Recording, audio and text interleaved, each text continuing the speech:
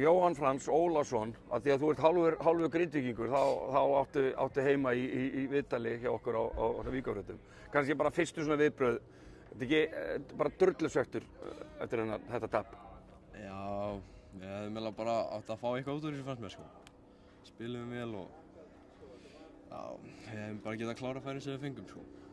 Já, og einhvern veginn, maður nú sjálfur að fótbolta, en það að fá sigurmark þeirra ásins þegar svona seinti komið í leiki, það er helviti súrt. Já. Þannig að ykkar heimferð, hún svona verður kannski lengri fyrir vikið, eða ekki? Jú. Já. En hvað, þið eru bara, Óli pabbiðinn talaði um það, hvað 11 hotfirðingar sem eru hérna í dag, í hóp og í liði, margir ungir og þú ert með einn af þeim. Hvað, 16 ára, ekki orðin 16 ára? 15. 15 ára á 16 ári.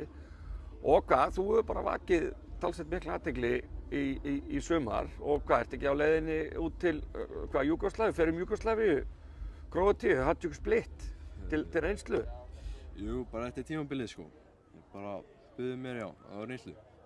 Og hvernig, er þetta ekki rosalega spennandi fyrir ungan nefnilegan fótboltamann? Og hvað, er þetta ykkar þjálfari sem að náði hann einhvern veginn að segja þeim frá þér eða hvernig kom þetta til?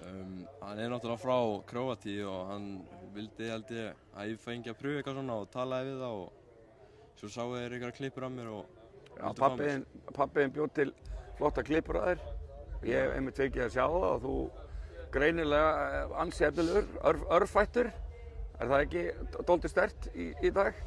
Jú, ég held það. Þannig að hver eru þín svona markmið? Ertu búinn að stefna og ertu að stefna á atvinnumennsku eða hvernig sér þetta fyrir þér? Já, ég er bara að reyna að spila fótbolta og hafa gaman svo. Já. Og það tekur mig bara þangað sem það tekur mig. Og já, bara... Og vera bara duglegur að æfa það kannski númer 1, 2 og 3 og reyna bara að hámarka þína getu og sjá hvert það leiði. Já, ég geri það bara sko. Frábært. Ég held að það sé bara góð lokaorð. Takk fyrir. Yes, takk.